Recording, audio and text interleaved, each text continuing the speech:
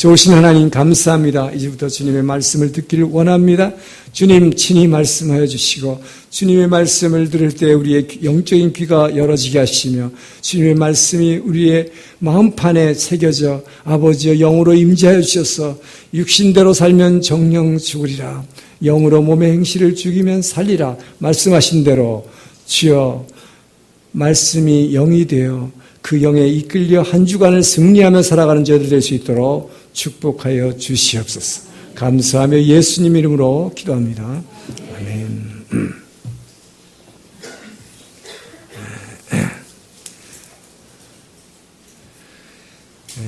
세상에서 가장 아름다운 것이 무엇인가? 세상에서 가장 아름다운 것을 그림의 화폭에 담고 싶은 한 화가가 있었습니다. 그래서 사람들은 세상에서 가장 아름다운 게 뭐라고 생각할까 궁금해서 먼저 가장 친한 친구에게 물어보았습니다. 세상에서 가장 아름다운 게 뭔가? 친구가 대답했습니다. 신뢰관계다. 사람이 사람을 믿는다는 거, 이것이 세상에서 가장 아름다운 것이라고 말했습니다. 또 마침 결혼식을 마치고 신혼여행을 떠나는 신랑 신부에게 물었습니다. 세상에서 가장 아름다운 게 뭐냐? 그랬더니 신랑 신부의 대답은 뭐겠습니까? 역시 사랑이라고 대답했습니다. 그리고 이제 길을 가다가 전쟁터에서 돌아오는 한 병사를 만나서 물어봤습니다. 같은 질문을 던졌습니다. 세상에서 가장 아름다운 것은 지긋지긋한 전쟁이 없는, 싸움과 다툼이 없는 평화라고. 가장 아름다운 것이라고. 자, 그래서 이 화가는 결심을 했습니다. 정말 사람을 신뢰하고 또 정말 사랑이 있고 또 정말로 싸움이 없이 평화가 있는 곳, 이 세 가지를 다 갖춘 곳, 이것이 세상에서 가장 아름다운 곳이구나라고 생각을 하고 그런 곳을 그려야겠다 결심을 하고 집으로 돌아왔습니다. 돌아오니까 집이 가까우니까 멀리서부터 아이들이 막 달려나오면서 아빠 부르면서 달려 품에 안겼습니다. 그때 이 화가는 느꼈습니다. 최소한 이 아이들은 아버지인 나를 신뢰하고 있구나. 조금 있더니 아내가 아주 반가운 모습으로 맞아주었습니다. 그 아내의 모습을 통해서 이 아내가 나를 진정으로 사랑하고 있구나 깨달았습니다.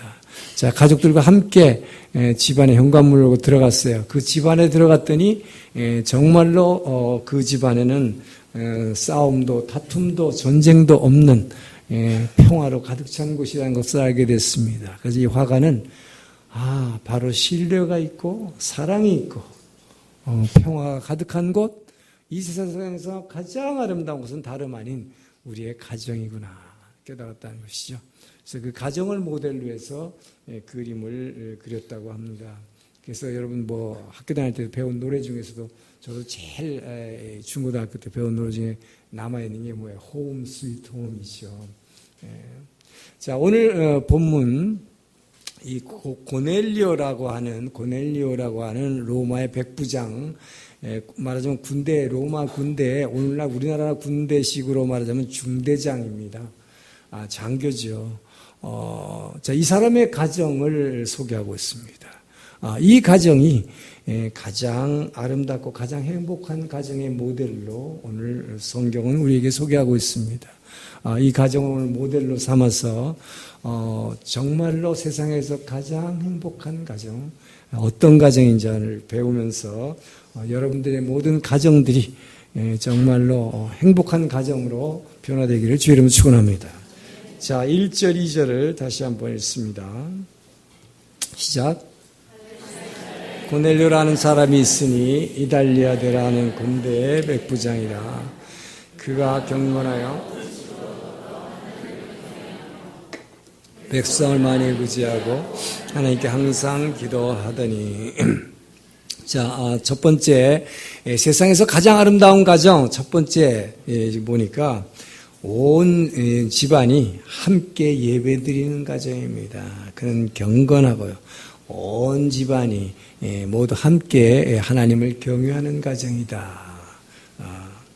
자, 함께 모든 가정, 식구들이 예배드리는 가정, 함께 예수 믿는 가정, 가장 행복한 가정입니다.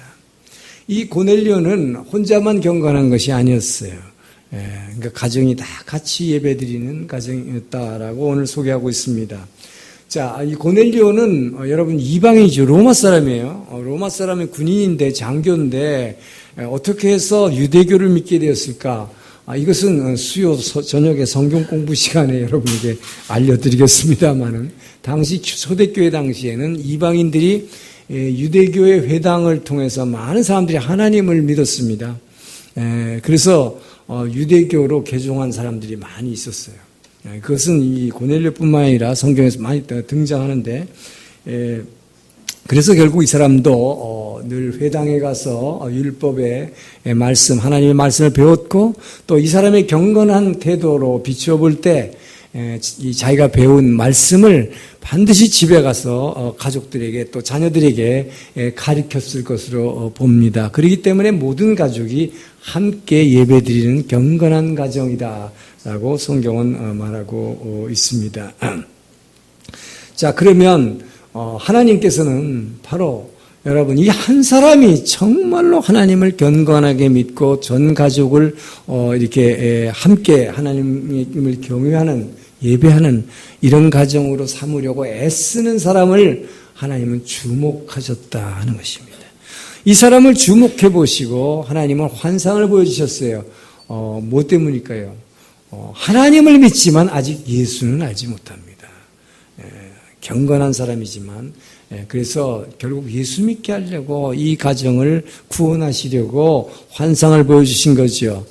그래서 환상을 통해서 베드로를 인근 마을에 있는 베드로, 사도 베드로를 자기 집으로 초청하게 만들고 초청해서 온 가족과 함께 또 친구들과 함께 그 말씀을 들을 때 뒤에 이제 나오지만 성령 세례를 받게 되고 이를 통해서 온 가족이 구원받는 놀라운 일을 주님께서 인도하셨다 하는 것이죠. 무엇 때문입니까? 이 한 사람의 경건한 믿음의 사람을 하나님이 주목하시기 때문이다 하는 것입니다. 자, 여러분의 가정은 그렇다면 지금 여러분의 가족이 모두 함께 하나님께 예배드리는 가정입니까? 만약에 그렇다면 여러분의 가정은 정말로 축복받은 가정이요. 가장 행복한 가정입니다. 이것만으로 여러분 감사하시고 만족하기를 주 이름으로 축원합니다. 왜 그럴까요? 하나님을 경외하고 온 가족이 하나님을 예배하는 이 가정은 이미 모든 축복이 그 가정에 있다고 하나님의 약속이 있기 때문입니다. 시편 34편 9절을 함께 읽겠습니다. 시작. 너희 성도들아 여호와를 경외하라. 저를 경외하는 자에게는 부족함이 없도다. 다시 한번 읽습니다. 저를 경외하는 자에게는 부족함이 없도다. 여러분 하나님 말씀을 믿습니까? 이는 살아계신 하나님의 말씀입니다. 살아계신 하나님의 약속입니다. 여러분이 정말 하나님을 믿고 경외한다면 하나님을 예배하는 자에게는 부족함이 없느니라. 여러분이 건강에 부족함이 있습니까? 그 병이지요. 지금 아프신 분도 있죠. 부족한 거지요. 그런데 뭐라고 그랬어요? 하나님을 경외하는 자, 예배하는 자의 부족함이 없으리라. 여러분이 이것을 진정으로 믿어야 되는 거예요. 진정으로 여러분이 말씀을 믿을 때 주님은 늘 말씀하십니다. 내 믿음대로 될지어다. 우리가 그걸 믿지 못하는 거예요. 믿는다고 말하면서 마음속으로 불안해하는 거예요. 그렇기 때문에 그 말씀이 성취되지 않는 것이죠. 나의 인생에. 여러분의 가정에 돈이 없습니까? 여호와를 경외하는 자에게는 부족함이 없으리로다. 아멘. 이 말씀 꽉 붙잡는 거예요.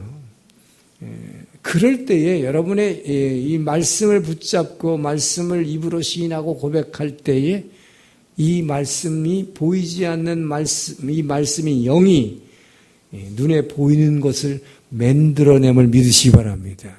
이것이 하나님의 말씀의 창조의 능력이에요. 바로 이 성경 공부할 때 제가 늘 강조하는 것입니다. 자, 우리는 그래서 이 약속을 믿는데 여러분 가족이 다 함께 예배드리는 게 얼마나 중요한가. 자, 그러기 위해서 제일 중요한 시간이 식사 시간이에요. 사실은 가족이 함께 식사하는 시간이 굉장히 중요합니다. 그때 가족들이 이 마음에 있는 것들을 서로 나누게 되는 시간이지요. 그런데 오늘날의 문제는 뭐죠? 가족들이 함께 다 모여서 식사할 시간이 기회가 별로 많지 않다는 거죠. 왜? 애들은 애들대로 바쁘고 어른은 어른대로 바빠가지고 함께 모이기가 너무나 힘들다. 또 어쩌다가 정말 색 갖고 함께 모였는데 모여도 같이 식사를 하는데 요즘 애들은 어때요? 중고등학교만 들어가면 벌써 휴대폰 갖고 앉아서 게임하느라고 정신이 없어. 밥 먹으면서도. 대화하려고 안 해요. 그리고 아버지도 늘 바쁘고 뭐 하다 보니까 요새 신문을 못 봤어요. 그러니까 밥 먹으면서 휴대폰에서 이 신문을 보고 앉았어요. 그걸로. 아니면 메일 체크하는 사람도 있고. 그러다 보니까 식사를 하는데 대화가 잘 안 된다. 자, 여러분, 중요한 것은 특별히 여러분의 가족 간에 식사할 때는 특히 자녀들하고의 대화가 필요합니다. 우리 이제 다음 달 9월 달에 이제 부부 세미나 우리 아주 참 훌륭한 강사님 모시고 부부 세미나 가정 세미나 한번 할 텐데요. 정말 이 가족끼리 앉아서 밥 먹는 시간이 얼마나 중요한가. 그 시간에 앉아가지고 아이들한테 여러분 오래간만에 앉아가지고 아이들한테 훈계하려고 하지 마세요. 그때 애들한테 들어주는 것입니다. 너 요새 무슨 문제가 있냐? 혹시 무슨 어려움이 있냐? 뭐 필요한 게 있냐? 얘기 들어주는 거예요. 아이들은 그 얘기를 들어주는 것만으로도 여러분을 정말 부모님을 존경하게 됩니다. 모든 아이들의 문제는 뭐예요? 부모님들이 내 얘기를 안 들어준다는 거예요. 관심 없다는 거예요. 그리고 또 그 아이들에게 여러분 가족 모두에게 여러분이 살아오면서 힘들었던 것, 또 기뻤던 것, 또 외로웠던 일 이런 것을 바로 식사하면서 다 서로 나눠야 돼요. 특히 아버지들은 아이들에게 이 세상에서 살아가는 것이 얼마나 이 세상 사회가 경쟁 사회인가라는 것을 치열한 경쟁을 뚫고 자기가 살아온 얘기를 해줘야 됩니다. 그래야 아이들이 나도 실력을 키워서 공부하지만 하면 안 되겠다라는 그 동기부여가 바로 그 아버지가 그런 얘기를 다 나눠줄 때에 아이들이 동기부여를 갖게 된다 하는 것이죠. 그리고 엄마도 그래요. 엄마는 늘 잔소리하는 귀찮은 존재다. 아이들이 그런 생각을 하고 있죠. 근데 그렇지 않다 하는 것을 아이들에게 얘기를 해야 됩니다. 그 얘기를 하는 것이 뭘까요? 그 엄마가 정말 얼마나 눈물 흘리면서 그 아이를 위해서 너를 위해서 기도하고 있는가? 얘기해 줘야 돼요. 그냥 혼자만 기도하지 말고 그 기도하고 있다는 얘기를 해줘야 돼요. 그러면서 무엇보다도 정말 우리 가정이 여기까지 오게 된 것 하나님의 은혜다.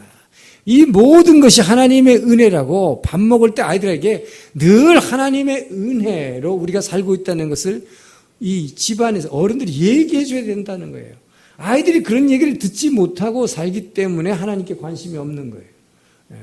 부모가 늘 그 얘기를 해줘야 되는 것입니다. 특히 엄마는 그런 의미에서 중요합니다. 유대인들의 경우는 이 신앙교육은 전부 엄마가 시키는 걸로 되어 있어요. 그래서 이 밥 먹을 때 그런 얘기를 그냥 자연스럽게 이렇게 해주는 것이 굉장히 중요하다는 것입니다. 그러면서 우리 가정의 가장 축복은 너와 같은 아이를 우리 가정에 주셨다는 거, 엄마 아빠가 너희를 얼마나 귀하게 생각하고 있는지 이렇게 얘기를 해줘야 됩니다. 그런 얘기를 평소에 잘 안 하잖아요, 그죠? 네. 근데 그런 얘기를 한 번씩 해줘야 돼요. 그래서 부모들은 되게 그렇게 생각하죠. 아이고, 뭐 우리 여태까지 아이들한테 해줄 거 다 했는데 좋은 것만 다 해준다고 생각하지요. 근데 아이들 입장에서는 어떻게 생각합니까? 부모들한테 굉장히 원망이 많고 부모들한테 맺힌 게 있는 것들이 많아요. 의외로. 그렇기 때문에 그 아이를 얼마나 귀하고 생각하고 있고 하나님께서 너를 내게 주신 것이 가장 축복이라는 이야기를 아이들이 듣기 싫을 정도로 얘기해 주기 바랍니다. 특히 어머니들. 그렇게 할 때 그 아이가 그 하나님에 대해서 관심을 갖게 되는 거예요. 자, 그래서 여러분, 여러분들의 가정에서 말이죠. 아이들과 부모의 신앙이 따로따로 놀면 안 됩니다. 사사시대가 그래서 망한 거거든요. 이스라엘의 사사시대. 부모들과 자녀들이 완전히 달랐어요. 부모님들은 뭡니까? 광야 생활할 때는 늘 율법의 말씀에 훈련을 받고 왔는데, 오히려 사사시대 이제 약속의 땅을 들어오고 나서부터 그 자녀들 세대에 와서는 율법을 가르치지 않으니까, 말씀을 가르치지 않으니까 아이들은 신앙을 완전히 떨어져 버린 것이죠. 자, 그래서 여러분이 만약에 여러분의 자녀들 중에 아직도 예수 안 믿고 이렇게 따로따로 신앙을 놀고 있다면, 그것은 여러분이 왕 같은 제사장의 역할을 집안에서 하지 못한 것입니다. 이것은 여러분의 가정에서 가장 위험 신호예요. 그렇기 때문에 자녀와 부모의 신앙이 따로따로 노는 거, 이것이 가장 불행한 가정이 될 가능성이 높다 하는 것을 여러분 아셔야 됩니다. 그래서 여러분들이 여러분 가정에서 뭐 남편이나 아내나 또는 뭐 집안에서 같이 살고 있는 아이들 말고 다른 분들이 있다 할지라도 그분들이 함께 교회를만 다니고 있다면, 그런데 교회를 다니고 있는데 아직 변화되지 않는다, 신앙이 잘 자라지 않는다, 그것은 물론 중요하지만 본질적으로 크게 중요한 건 아니에요. 왜냐? 신앙은 성장 과정이 반드시 필요하기 때문입니다.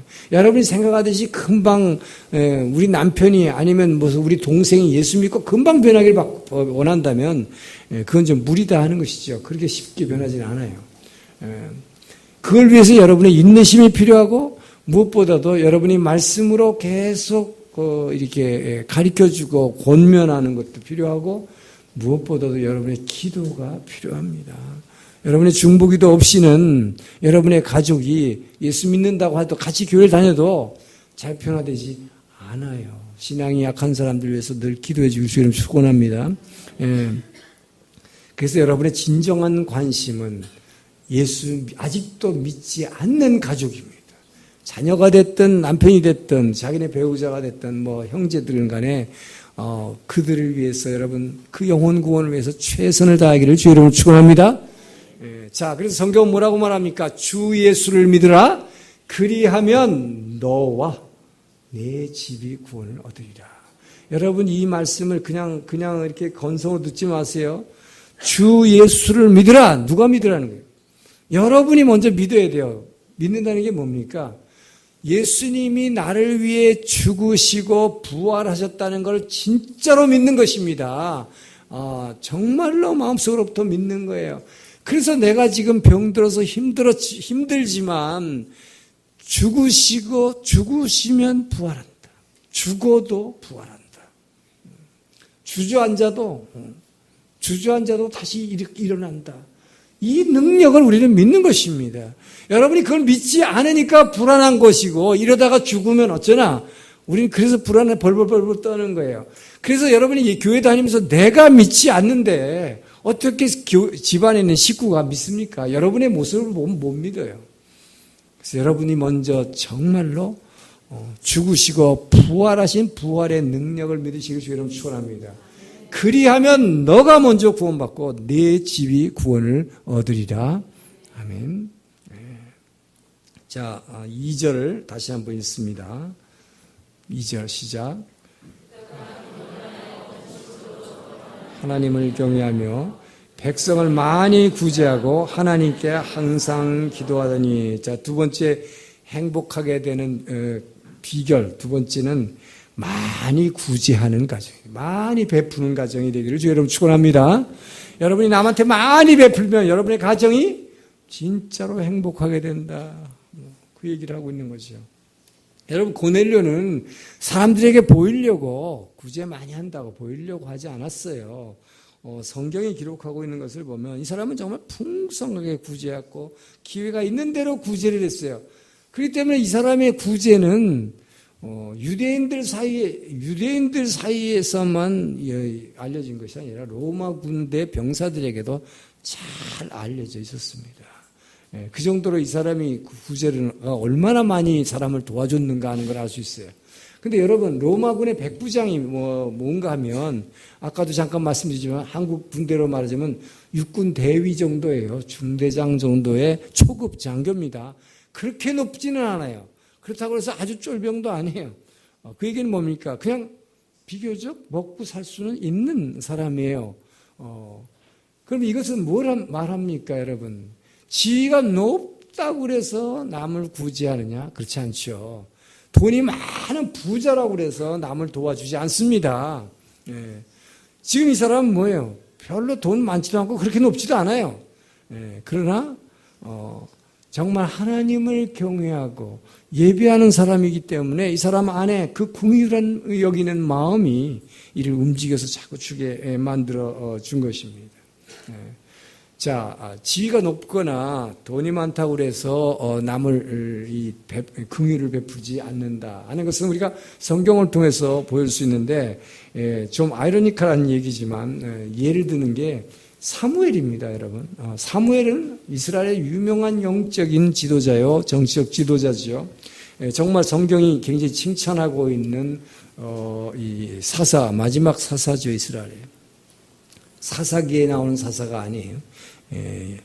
왕이 세워지기 직전에 마지막 사사 역할을 했던 사람입니다. 자, 이 사람이 이렇게 위대했지만 나라에서는 위대했고 또 다른 사람들에게는 위대한 아버지였지만 중요한 것은 자기 가정에서는 완전히 실패한 아버지였다. 사무엘은 그 실패한 아버지의 대표입니다. 제가 아버지 학교 강사를 한다면 실패한 아버지의 대표를 얘기하려고 하면 사무엘 얘기를 할 거예요. 사무엘은 자기가 나이가 늙어서 이제 힘이 없어지니까 자기 두 아들을 사사로 지명을 했습니다. 사실 원래 그렇게 하면 안 되는 거거든요. 여러분 이런 것은 잘 생각을 못했을 거예요. 사사는 왕이 아닙니다. 그렇기 때문에 자기 아들을 왕으로 지명할 수 없어요. 그러니까 사사로. 사사는 하나님이 그때그때 기름 부어 세우시는 게 사사예요. 근데 사무엘은 굉장한 영적 지도자임에도 불구하고 자기가 늙으니까 무조건 두 아들을 아직도 어리고 아직도 신앙교육도 시키지 않았습니다. 그런 사람들을 그냥 사사로 임명을 해버렸어요. 사사, 여러분 그냥 사사 그런 분이 재판관입니다. 문제는 이 두 아들이 돈 많은 사람들로부터 뇌물을 받고 재판을 갖다가 말하자면 이 손을 구부러지게 했다 이겁니다. 가난한 사람들에게 나눠주고 도와주고 긍휼을 베푸는 것이 아니라 이 위대한 사사 사무엘의 그 아들들은 일찍이 사사가 돼가지고 오히려 돈 많은 사람들로 뇌물을 받고 가난한 백성들을 학대했다는 것이죠. 이건 굉장한 아이러니입니다. 그 얘기는 뭡니까? 사무엘은 바깥에서는 아주 위대한 지도자로 영적인 영향력과 정치적 영향력을 행사했지만 가정에서는 자녀들에게 신앙교육을 하나도 안 시켰다는 얘기예요. 그렇기 때문에 이 아이들은 전혀 이 하나님을 경외하는 마음도 없었고 기도하지 않았고 말씀대로 행하지 않았습니다. 말씀을 모르는 거죠. 그러니까 오히려 백성들을 학대하게 된 거죠. 여기에 누가 제일 실망해요? 이스라엘 백성들이 엄청나게 실망한 것입니다. 왜요? 사무엘을 존경했던 만큼 거꾸로 실망한 것이죠. 그래서 여러분 아이러니컬하게도 누가 제일 왕을 세우는 거에 반대한 사람입니까? 사무엘이잖아요. 근데 이스라엘 백성이 무엇을 원합니까? 왕을 세워달라고 그래요. 왜? 사무엘의 아들들을 보고 여러분의 가정의 자녀들에게 교육이 얼마나 중요한가 하는 것입니다. 자기가 훌륭하고 자기가 위대한 건 소용없어요. 자기 아이들에게 신앙교육 시키지 않으면 이렇게 된다는 것입니다. 자, 그렇기 때문에 지위가 높아도 돈이 많다고 해서 이 남을 돕거나 구제하지 않는다 하는 것이죠. 여러분 우리 어렸을 때 이솝우화에 이 개미와 배짱이 얘기를 잘 알고 있습니다. 개미는 이렇게 오늘같이 이렇게 더운 날 자기 먹을 걸 위해서 열심히 땀 흘리고 이랬죠. 배짱이 뭐 했습니까? 그늘에 앉아가지고 기타 치면서 노래만 하면서 신나게 놀았다고 돼 있어요. 그러니까 계절이 바뀌어서 추운 겨울이 되자 먹을 게 떨어지니까 이 배짱이는 개미한테 먹을 거 구하러 동냥하러 갔죠. 문 두드리고 달라고. 그랬더니 뭐예요? 이 개미는 차갑게 거절하고 문전박대해서 쫓아내버립니다. 여기까지가 여러분들이 알고 있는 이솝우화기 개미와 배짱의 이야기 전부예요. 그런데 그 뒤에 속편이 나왔다고. 이 속편이 중요해요. 근데 자, 이 속편에 의하면 이 배짱이는 먹을 게 없어서 추운 겨울날 죽을 고생을 했습니다. 그러나 하나님의 은혜로 굶어 죽는 거는 면했다. 해가 바뀌었습니다. 다시 여름이 왔습니다. 근데 이번 여름에는 작년보다 더 열심히 기타를 치면서 막 신나게 노래를 더 불렀어요. 그랬더니 놀라운 일이 일어났습니다. 지나가는 사람들이 막 고통스럽고 외롭던 사람들이 그 노래의 위로를 받은 거예요. 마치 2차 대전 전후에 여러분 종전 후에 일본 사회가 정말로 힘들었을 때 미소라 히바리라는 바로 우리 한국계의 여성 이 가수가 노래를 통해서 이演歌를 통해서 일본 백성들을 정말로 위로했고 그들에게 용기를 주었듯이 이 배짱이는 그런 역할을 한 거예요. 그랬더니 사람들이 자기가 노래하니까 너무 기뻐하고 위로받고 이것을 보니까 너무 신나서 이 배짱이는 자기 노래를 CD로 구워서 음반을 냈습니다. 그랬더니 우리나라 말로 대박이라서 큰 부자가 되었다는 거죠. 반면에 개미는 어떻게 됐을까요? 개미는 자기 먹을 걸 위해서 열심히 일했기 때문에 물론 먹을 만한 풍요한 삶은 살았습니다. 그러나 문제는 이 사람이 아니라 개미는 남을 위해서 한 거 하나도 없죠. 개미는 자기만을 위해서 열심히 모으는, 열심히 일한다는 우리는 개미가 좋다고 생각하지만 개미는 자기밖에 몰라요. 배짱이는 놓은 것 같았지만 다른 사람들을 위로했고 모든 사람을 즐겁게 했고 할렐루야. 이게 구제다 하는 것입니다, 여러분. 지금 고넬료의 구제, 꼭 돈만 주고 물건만 나눠주는 게 구제 아니죠. 사람들을 위로해주고, 사람들을 기쁘게 만들고, 다른 사람을 일으켜 세워주는 것. 이것이 구제라는 이야기죠. 자, 탈무드, 유대인들의 탈무드에 의하면 구제할 때 4가지 법칙이 있다고 그래요. 구제할 때 4가지 법칙. 첫째, 절대로 갚을 수 없는 사람을 도와주라. 둘째는 될 수 있는 한 모르는 사람을 도와주라. 그 얘기는 아는 사람은 반드시 갚으려고 하기 때문에. 근데 혹시 여러분들 중에 누구한테 돈 빌려주고 이렇게 받을 거 생각하고 제가 늘 간혹 얘기했습니다만 여러분 주려면 성경에서는 달라면 주라. 예수님 그렇게 말했어요. 달라고 하면 주라. 달라고 하면 주라는 것은 받기 위해서 주라고 하는 게 절대 아니지요. 그래서 갚지 못할 사람에게 주라. 전혀 모르는 사람에게 주라. 세 번째는 누가 한지 모르게 주라. 네 번째는 준 다음에는 잊어버려라 하는 거예요. 준 다음에 잊어버려라 그랬는데 준 거 다 기록해 놓는 사람, 이건 구제가 아닙니다. 남을 도와주는 긍휼이 아닙니다. 이건 자기 이익을 위해서 받아내려고. 자, 그렇게 하니까 문제가 생기는 거죠. 그래서 교회 안에서 성도들 간에 빌려주는 행위를 금하는 거는 그건 좋지 않아요. 왜? 성경에서는 주라 그랬어요. 주라 그랬어요. 달라면 주라. 곤란한 사람 주라. 그러나 받으려고 생각하지 말라. 이게 진짜 핵심입니다. 정말 여러분들, 그래서 고넬료는 바로 이 유대인들의 이 탈무드의 법칙을 따라서 구제했기 때문에 그는 늘 풍성하게 구제했고 늘 받으려고 하지 않고 주었고, 그렇기 때문에 4절에 보면 그의 구제가 하나님께 상달되었다. 하나님께 인정받았다. 저는 여러분들이 정말 나눠주는 삶을 살아서 하나님께 인정받길 주로 축원합니다. 그래서 정말 그렇게 살 때 하나님은 여러분의 가정을 축복할 것이고 채워줄 것입니다. 자, 그것이 잠언에 보면요, 하나님 정말 사람들에게 나눠주는 것이 여러분에게 얼마나 축복인가 하는 것을 잠언 19장 17절에 이렇게 얘기합니다. 같이 있습니다. 가난한 자를 불쌍히 여기는 것은 여호와께 꾸이는 것이니 그 선행을 갚아주시리라. 자, 여기서 가난한 자를 불쌍히 여긴다는 것은 말로 불쌍히 여기는 마음속으로만 불쌍히 여긴다는 거 아니에요. 일본어로 밑에 보면 어떻게 해서 호도코시오 스르노와 베푸는 거죠. 가난한 사람에게 도와주는 것, 금전과 필요한 것을 주는 것은 뭐 하는 거라고요? 하나님께 구워주는 것이다. 여러분 이걸 아십시오. 내 수첩에다 기록하지 말고 이것은 하나님께 주는 것이다. 그러면 하나님께서 그 선행을 반드시 갚아주시리라. 이거를 믿는 믿음으로 여러분이 하나님께 정말 아름다운 가정이 되기를 주의 이름으로 축원합니다. 다시 2절부터 4절을 읽습니다. 시작. 경건에 온 집으로 더불어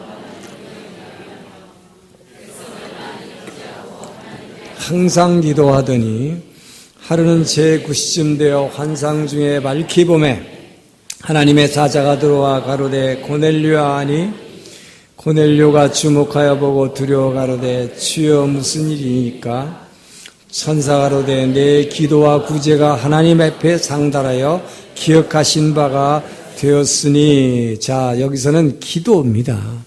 항상 기도하는 가정, 행복한 가정입니다. 행복한 가정이 안 될 수가 없어요. 항상 기도하는 가정은. 자, 왜 그럴까요? 여러분, 기도라고 하는 것, 하나님과 교제하는 것이죠. 하나님과 교제하는 데 있어서 가장 중요한 게 뭘까요? 기도죠. 우리가 말씀을 묵상하는 것도 하나님과 교제하는 것입니다. 그분의 말씀을 우리가 들어드리는 거니까. 그러나, 이 기도라는 것은 양방향이죠. 나도 말하고 주님도 내게 말하십니다. 기도할 때. 지금도 뭐예요? 고넬료도 하나님의 말씀을 듣잖아요. 기도하는데. 내가 기도했는데. 양방향이죠. 여러분은 예수 믿고 구원받는 것은 하나님의 온전한 은혜로 단지 여러분이 아멘 믿습니다. 하나님이 그리스도를 통해서 행하신 일을 믿음으로 말미암아 구원 얻는 것이죠. 단지 믿음으로 말미암아 구원 얻는 거예요. 그러나 여러분이 그렇게도 원하시는 축복밖에 원하죠. 복. 그 축복은 어떻게 오는가? 하나님과 이렇게 항상 기도를 통해서 교제하는 사람에게 주어진다. 자, 하나님과 늘 친밀한 교제를 하는 사람에게 기도를 통해서 축복이 주어진다. 할렐루야. 네. 그렇기 때문에 여러분 이 기도가 얼마나 중요한가 하는 거예요. 그런데 여러분 유대인들은 이 경건, 기도, 구제 요 세 가지, 요 경건한 생활, 기도하는 생활, 구제하는 생활 이 세 가지가 유대인이라면 누구나 지켜야 하는 율법적 의무입니다. 그러니까 유대인들은요 꼭 구제해요. 늘 기도해요. 그러니까 이 생활을 이 세 가지는 빠지면 안 되는 거예요. 그래서 고넬료는 늘 구제했고 늘 기도한 것입니다. 항상 기도한 거, 쉬지 말고 기도한 거예요. 예. 유대인들은 사실은 우리 신약 성경에 나오는 쉬지 말고 기도하라는 것은 이 사람들은 의뢰 늘 하는 겁니다. 그렇기 때문에 이가 항상 기도했기 때문에 그의 기도가 상달됐다 그랬고 천사를 보내서 환상을 통해서 베드로를 청하게 이렇게 만들어서 구원받게 만든 것이죠. 자, 그런데 여기서 중요한 것은 뭐예요? 이 고넬료가 이렇게 열심히 기도했지만 고넬료만 기도한 거 아니 이 가정은 이 가정 모두가 하나님을 경외했다고 그랬어요. 가장인 집의 장인 고넬료가 항상 기도하니까 이 가족들은 전부 이 자녀들을 포함한 가족들은 그의 기도하는 모습을 보고 기도를 배웠음을 믿으시기 바랍니다. 가장이 기도한다는 게 얼마나 중요한 것인지. 저는요 제 생애에서 가장 감사하는 게 한 가지 있습니다. 저는 세상적으로 하나님이 축복해 주신 거, 또 이 목사가 되게 한 거 이것도 감사하지만 진짜 가장 감사한 한 가지. 저는 제 세 자녀가 있는데 세 자녀가 지금 다 어른이 됐죠. 다 어른이 된 세 자녀들이 저의 기도의 영성을 이어받았다는 거. 저는 그것이 가장 감사하고 가장 자랑스럽게 생각합니다. 제가 평신도 시절에 뭐 잘 아시는 대로 제가 새벽 기도를 늘 하잖아요. 매일 새벽 기도를 다녔죠. 그런데 주일날 아침에는 새벽 기도가 없습니다. 그래서 교회에서 새벽 기도가 없기 때문에 저는 늘 기도하기 위해서 주일날은 제 서재에서 무릎 꿇고 기도했어요. 아침에 일어나서 늘 서재에서 기도를 했어요. 그러나 저는 여러분 아시는 대로 제가 뭐 이렇게 꼭 닫고 기도하는 사람이 아니기 때문에 또 이 기도의 원리가 입으로 고백하고 시인할 때 그 말씀의 주인이신 예수의 영이 역사하기 때문에 그때 무슨 일이 일어나는 거거든요. 그 기도의 원리를 알고 있기 때문에 저는 이렇게 꼭 다물고 기도하지 않아요. 하나님이 빛이 있으라 라고 선언하니까 빛이 생겼지, 빛이 있으면 좋겠는데 이렇게 하지 않잖아요. 소리내고, 그래서 제가 늘 소리내고 기도하라는 거예요. 말씀이 바깥으로 입으로 시인되어 고백되어질 때 영이 역사하기 때문에. 그래서 늘 그렇게, 특히 저는 이제 방언으로 기도하죠. 소리내서 기도하죠. 물론 집에서 기도하는데 뭐 저 혼자 시끄럽게 막 하지는 않지만 어쨌든 소리가 나니까. 아이들은 방이 다 다릅니다. 그리고 뭐 제가 죄송한 얘기지만 하여튼 이 대사를 할 때 관전은 굉장히 큽니다. 그때 방이 뭐 층도 다르고 다 달라요. 그런데도 나중에 아이들이 고백을 통해서 제가 알게 됐어요. 아이들은 주일날 아침이니까 늦잠 자려고 자고 있었는데 아버지 기도 때문에 일찍 깨버린다는 거예요. 처음에는 별로 기분이 안 좋았는데 나중에는 그 기도 소리가 안 들리면 이상하고 그 기도 소리가 들리면 마음이 평안해지고 뭔가 모르는 기쁨이 안에서 생기고 애들이 자다가 소리를 들으면서 그러면서 기도를 정말 일본말로 미나라우라는 말에 아주 적합한 것 같아요. 그냥 몸으로 배워지는 거예요. 그래서 아이들이 기도의 영성을 그대로 물려받았고 제가 한 번도 뭐 안수를 해주거나 너네들 방언기도나 이런 말 한 적도 없는데 아이들이 다 방언기도로 기도를 잘합니다. 그냥 방언으로 기도한다는 게 중요한 것이 아니라 그 아이들이 날마다 기도하는 영성을 그냥 몸에 배어지게 받았다 하는 것이죠. 그것이 너무나 감사해요. 그런데 이번에 제가 뉴욕 가서 일주일 동안 있을 때 휴스턴에 있는 큰 딸의 두 손녀들이 와 있었습니다. 그 아이들하고 같이 지내고서 제가 이제 한국을 거쳐서 오사카로 돌아오게 됐는데 막 집 문을 나가려고 그러는데 지금 5살, 3살 된 이 손녀 딸들이에요, 둘이서. 할아버지가 아주 먼 여행을 하게 되니까 우리가 기도해 줘도 되겠냐고 그러는 거예요. 그래서 제가 깜짝 놀랐어요. 목사인 할아버지에게 소녀딸들이 기도해 주겠다 그래서 그럼 기도해보라고 그랬더니요. 이 5살 단 딸이, 이제 소녀딸이 제게 안수를 하는 거예요. 그래서 이러고 기도를 받았는데 얼마나 구구절절히 기도를 하는지 그냥 형식적인 기도가 아니었어요. 정말로 진심으로 한국을 거쳐서 일본으로 간데 그 긴 여행길에 하나님이 동행하여 주시고 힘을 주시고 뭐 지치지 않게 해주시고 뭐 영어로 막 얘기하는데 얼마나 제가 은혜를 받았는지 몰라요. 그래서 한 놈이 끝났더니 또 하나가 자기도 하겠다는 3살짜리가. 근데 그 아이도 따라서 기도를 하는데 뭐 비슷하게 막 흉내를 내면서 기도를 하는데 제가 그때 가장 행복했습니다.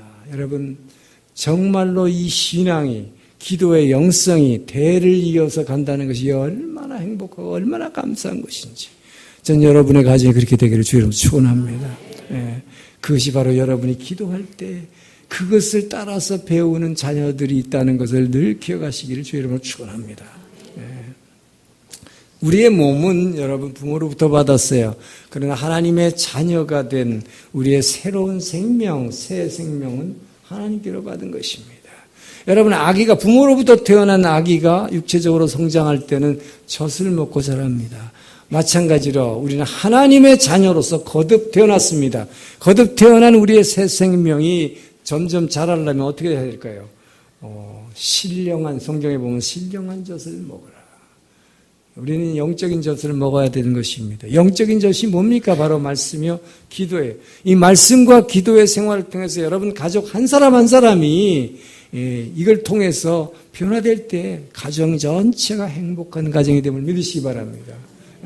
그런데 여러분의 자녀들 중에는 그냥 부모가 교회 다니니까 그냥 이렇게 쫓아서 다니는 아이들이 있습니다. 쫓아서 다녀도 좋다고 아까 말했지요. 좋아요. 그러나 중요한 것은 그 아이들이 그렇게만 다니다가 보니까 대학교를 가면 어떻게 됩니까? 부모들이 떨어지죠. 같이 있을 땐 쫓아다녀요. 떨어지고 나면은 신앙생활이 중단돼 버립니다. 그래서 많은 아이들이 모태신앙인데 중간에 신앙이 없어지는 케이스들이 많이 있어요. 대학교 들어가서 떨어지고 나면 신앙이 없어지는 거죠. 이것이 가장 큰 문제다 하는 것입니다. 그래서 중요한 것은 여러분이 기도해야 돼요. 여러분이 기도해야 돼. 여러분이 정말로 기도할 때 이 기도줄이라는 것을 여러분 기도줄이라는 거 있습니다. 이 기도줄로 연결이 돼 있어요. 아이들하고. 그래서 그 아이들이 떨어져 있더라도 여러분이 날마다 항상 깨어 기도하는 부모, 그 밑에 있는 아이는요, 떨어져 있어도 그 기도줄 때문에, 여러분, 그 아이가 굉장히 여러분 떨어져 있으면 외롭다고 생각하지만 외롭지 않습니다. 여러분, 그걸 아셔야 돼요. 그리고 이 천사 울타리, 여러분이 기도할 때 천사들의 울타리가 그 아이를 둘러싸임을 믿으시기 바랍니다. 이 천사의 울타리에 보호막 아래에 있으면 여러분이 걱정할 게 없어요. 그래서 멀리 있다가 계속 어이구 어쩌나 걱정하지. 늘 기도하는 사람은 걱정하지 않습니다. 왜요? 천사의 울타리가 그걸 지켜줄 거 알기 때문에. 제가 이번에 뉴저지 부흥회 때 이 기도의 원리에 대해서 천사 울타리 얘기했더니요. 그 교회 수석 장로님이 뉴욕에서 진짜 미국 사회에서도 유명한 심장내과 의사이신데 그분이 그 말씀을 듣더니 너무 은혜를 받고 너무 신나갖고 다니면서 늘 그래요. 여보, 걱정하지 마. 천사 울타리가 있어. 기도하세요. 그러더라고요. 야, 훌륭한 수제자를 하나 만들었고. 여러분, 천사 울타리를 믿으시기 바랍니다. 그것이 둘러지면요, 모든 어떤 안 좋은 일들이 먼저 일어나지 못하게 막아줘요. 여러분, 엘리사와 그 게하시 이야기를 알잖아요. 아람 군대가 막 집을 포위해서 지금 당장 죽을 것 같았는데 저의 영적 눈을 뜨게 하셔서 엘리사가 기도했더니 게하시의 눈이 떠보니까 뭡니까? 천사의 울타리는 뭐예요? 불말과 불병거가 하늘에서 그러니까 엘리사가 뭐라고 그래요? 우리의 군대가 저들의 것보다 훨씬 많도다. 할렐루야. 여러분 기도의 능력을 믿으시기 바랍니다. 기도줄로 이기를 주의 이름으로 축원합니다. 자, 그래서 여러분 하나님은 전지전능하시지만 왜 늘 기도하라고 그러냐? 왜 늘 기도하는 가정이 행복하다고 그런가? 하나님은요, 아무리 전지전능 모든 걸 다 하시고 모든 걸 다 할 수 있지만 여러분의 인간의 기도를 넘어서서는 역사하지 않음을 믿으시기 바랍니다. 하늘에서 하나님이 결정하신 모든 결정은 이 땅에서 저와 여러분이 드리는 기도를 통해서 성취되는 것을 믿으시기 바랍니다. 그래서 기도하라고 그런 거예요. 하나님이 전지전능 다 알고 다 할 수 있지만 우리들에게 끊임없이 기도하라고 늘 말씀하시는 것은 여러분이 기도할 때 그 하나님의 뜻이 이 땅에서 뜻이 하늘에서 이루어진 것이 땅에서 이루어지다라고 기도하라고 하신 것입니다. 그렇기 때문에 여러분 이 스코틀랜드에서는 기도를 지붕이라고 해요. 기도 지붕. 지붕이 뭡니까? 비를 막아주고 바람을 막아주고 아주 이렇게 더울 그 햇빛을 막아주는 역할을 하죠. 바로 이게 천사 울타리죠. 기도 지붕. 여러분 가정의 기도 지붕을 체크하기를 주님 축원합니다. 끊임없이 기도함으로 행복한 가정이 되기를 축원합니다. 기도하겠습니다. 좋으신 하나님 감사합니다. 아버지여 고넬리오 가정